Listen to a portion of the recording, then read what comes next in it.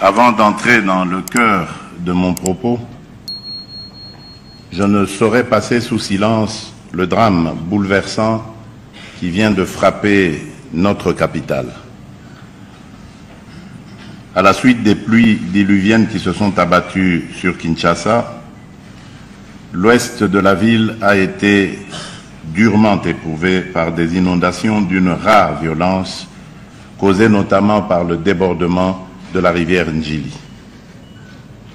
Ce sinistre a emporté la vie de plus de 32 de nos compatriotes, endeuillé des familles entières et plongé des centaines d'autres dans la détresse, tout en paralysant une grande partie de la circulation urbaine.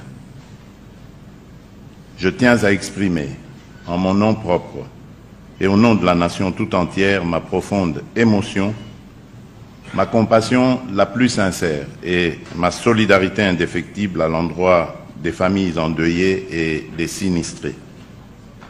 En cette heure de peine et d'angoisse, je veux leur dire que la République ne les abandonnera pas.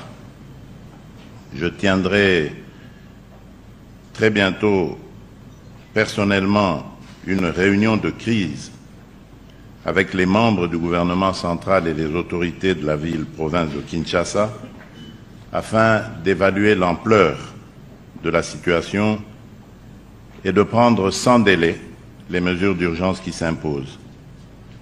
Rien ne sera négligé pour soulager les souffrances, protéger les vies et prévenir de nouvelles tragédies. Je voudrais vous demander de vous lever, s'il vous plaît, et d'observer un moment de recueillement. Ce week-end, de fortes pluies se sont abattues sur la capitale congolaise, provoquant d'importantes inondations dans plusieurs quartiers de la ville. Des centaines de familles se retrouvent aujourd'hui sans abri, leurs habitations emportées ou gravement endommagées par les eaux.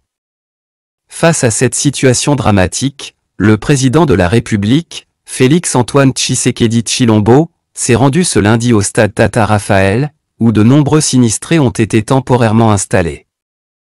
Accompagné de la première dame Denise Nyakeru Tshisekedi, le chef de l'État a tenu à constater de visu l'ampleur des dégâts causés par cette catastrophe naturelle. Sur place, il s'est entretenu avec les autorités locales et les services de secours mobilisés pour la prise en charge des victimes.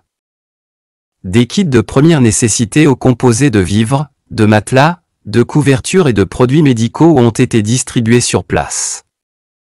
Le gouvernement a également annoncé la mise en place d'un plan de réponse d'urgence, incluant la réhabilitation des zones sinistrées et le renforcement des infrastructures de drainage. Ce déplacement du couple présidentiel au cœur de la détresse humaine vise à rassurer les populations et à réaffirmer l'engagement des autorités face aux défis humanitaires et climatiques croissants auxquels la RDC est confrontée.